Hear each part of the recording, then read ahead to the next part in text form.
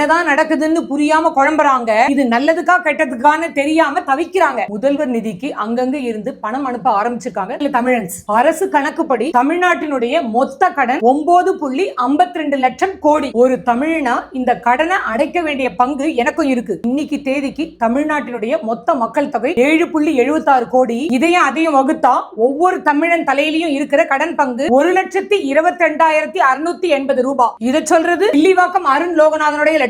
முதல்வரே, உங்க தமிழன் படத்தை 2002ல பார்த்தேன். நம்ம மாநிலத்தை கடன்ல இருந்து விடுவிக்க வேண்டிய கடமை ஒவ்வொரு தமிழ் மகனுக்கும் இருக்கு அப்படின்னு நீங்க தான் அதுல சொல்லிருந்தீங்க. தலைவரே, உங்க பிறந்த நாள் 22/6/74. வரிசையா எழுதி பார்த்தேன். 22,674 ரூபாய் வந்துச்சு. இந்தாங்க தலைவரே, என் கடன் பங்குல இருந்து முதல் இன்ஸ்டால்மெண்ட் அனுப்பி வச்சிருக்கேன். சத்தியமா சொல்றேன் தலைவரே, உங்க ஆட்சியில இந்த நாட்டினுடைய வளம் பெருகும் போது, வருமானம் பெருகும் போது என்னுடைய மிச்ச பங்கு கடனையும் அனுப்பி அடைச்சு வைப்பேன். தலைவரே, வீல் சேர்ல போயிட்டு வர மாற்றுத்திறனாளி தலைவரே நானு. இந்த பணத்தை அனுப்புறதுக்காக நான் போஸ்ட் ஆபீஸ்க்கு போயிட்டு வரும்போது அன்னைக்கு நான் தமிழன் படம் பார்த்தேன் பாருங்க, அதே உணர்வு தான் வந்தது. இப்படி ஒரு லெட்டர் இணையதளத்துல தீயா பரவிக்கிட்டு இருக்கு. ஈரோடை சேர்ந்த ரமேஷ் என்பவரும் இதே மாதிரி பணத்தை அனுப்பி வச்சதா செய்திகள் வந்துகிட்டு இருக்கு. தொடக்க உதாரணமா இருக்கிற விஜய் முதல்ல பணத்தை அனுப்பி வச்சதும் வீட்டு செலவுக்கு வச்சிருக்கிற பணத்தை எல்லாம் எடுத்து ஏழைகள் அனுப்புற மாதிரி அந்த காட்சி அன்னைக்கு தமிழன்ல வரும். அம்மா, விஜய் நான் சொல்லிட்டாரு, பணத்தை அனுப்பி வைமா. அண்ணா, உன் கடனை எப்பனா அடைக்க போற? இப்படி எல்லாம் வீட்டுல இருக்க சின்ன பசங்க கேட்கறதா வீடியோக்கள் வைரலா பரவிக்கிட்டு இருக்கு. சினிமா கவர்ச்சி சீரழிவுக்கு மட்டும்தான் வழிவகுக்கும் அப்படின்னு காலங்காலமா இருக்கிற பார்வைக்கு நடுவுல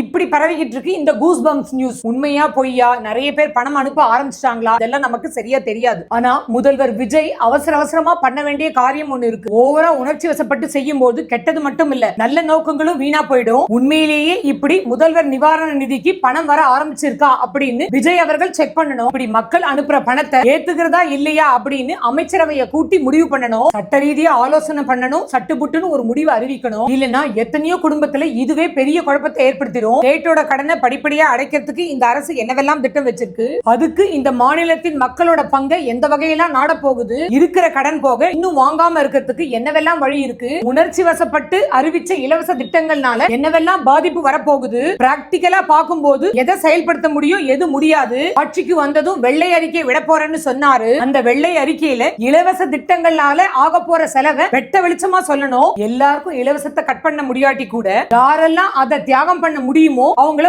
ஓபனா வந்து பதிவு பண்ண சொல்லணும். 6 சிலிண்டர் திட்டம் என்னாச்சு அப்படிங்கறதுல ஆரம்பிச்சு அடுக்கடுக்கா எதிர்கட்சிகள் பிரஷரை ஏத்திக்கிட்டே தான் போகும். இதோ சொன்னபடியே இந்த ஆட்சியினுடைய முதல் தவணையா மகளிருக்கு 1000 ரூபாய் போட்டுட்டாரு முதல்வர். உசுப்பேத்தினா உம்முன்னு இருங்க, கடுப்பேத்தினா கம்முன்னு இருங்க. மக்களோட அன்பை மட்டும் மூலதனமா வச்சு செயல்படுங்க.